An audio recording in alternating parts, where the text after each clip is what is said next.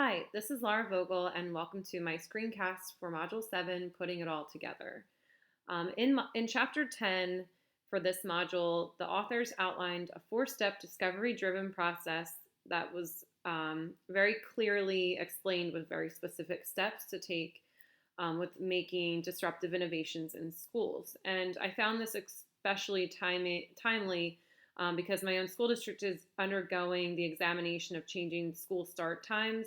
And recently, I was really glad to learn that while many schools around my district have made the jump to change the start time and kind of rather quickly, our district is kind of hedging on it and doing a lot of background research first, outlining the different options, uh, talking to the different stakeholder groups, doing traffic studies. So there's a lot of things going into making this decision. And I felt really similarly about blended learning for some time now. And I have heard the hype. I've tried it once myself without any training. I've heard a lot about it through the PA Hybrid Initiative. I've sat through direct lectures on it. And this course was really the first time I was able to grasp the fundamental ideas behind blended learning. And it's really justified to me why it's worth the effort. So I think the most important part in the four steps is really number one, defining the problem. And so the fact that we start with a problem that we want to solve really gives credit to how beneficial blended learning can and will be for schools.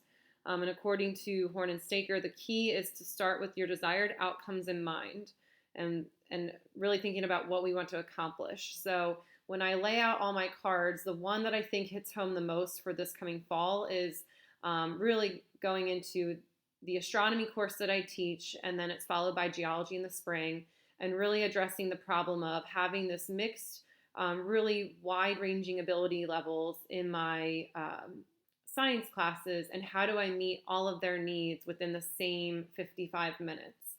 And so I think if I could apply a blended learning model to this, it would really solve a lot of my problems, and I think my students would benefit really greatly. So according to Horn and Staker, step 2 is to list all of the assumptions that must prove true to realize the desired outcomes. And they mention that this is where the real work begins.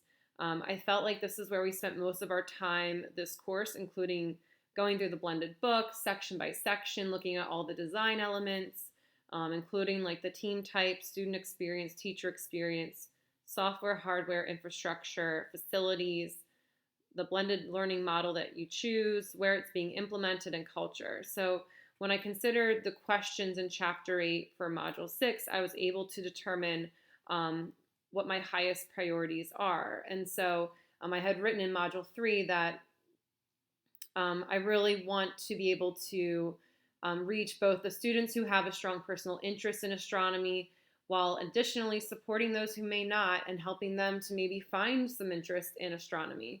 And so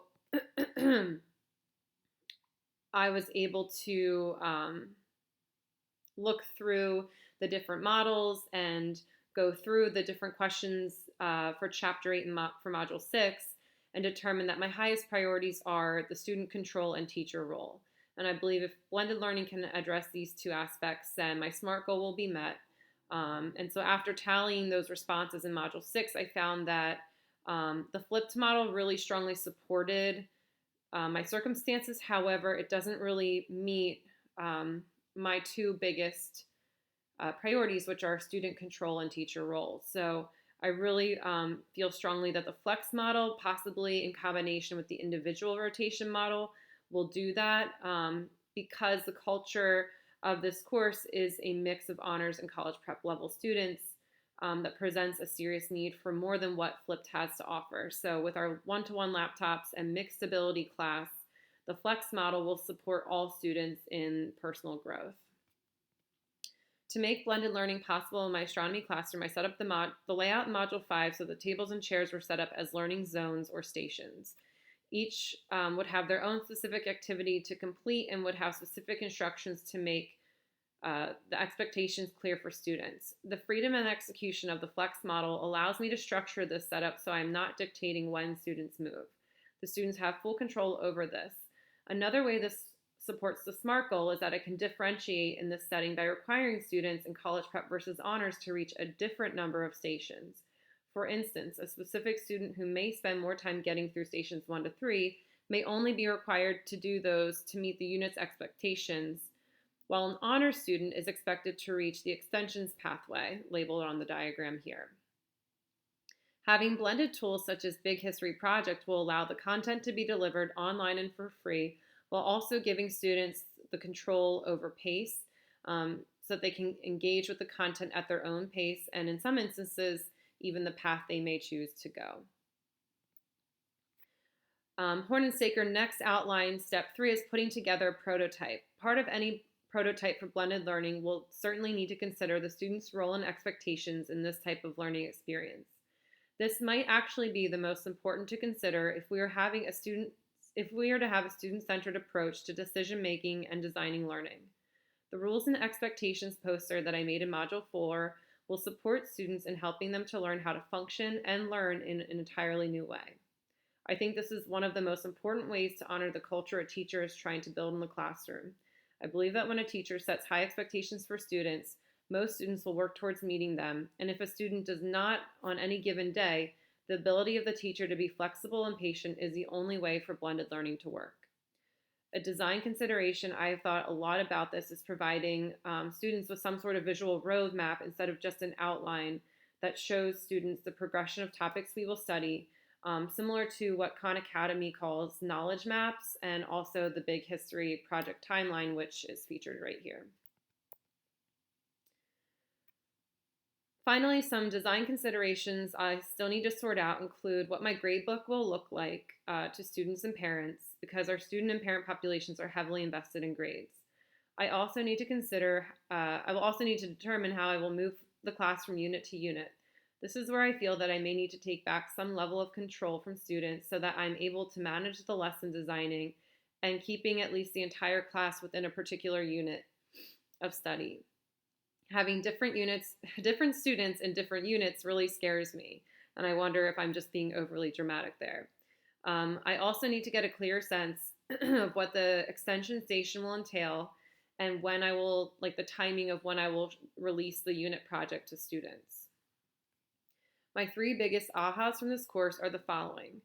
There is no one-size-fits-all, so these blended learning models can be used to meet differing needs and may possibly be more effective in some situations when combined.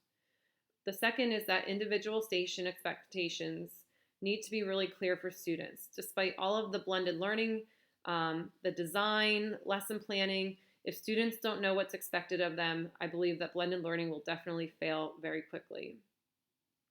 Third, blended learning is evolving, much like even the tech tools that are out there to support it. Big History Project was only launched in March 2011 at the TED conference in Long Beach, California. This came as an inspiration project for Bill Gates long after his evolution of the Microsoft company. My biggest takeaway from Horn and Staker and Dr. Drown is that with any great innovation, great evolution must come first. Finally, I also learned how much I liked Bill Gates through this course as well. And if Big History Project is good enough for Bill, then it's good enough for me. Thanks for watching, and that's the tea on blended learning.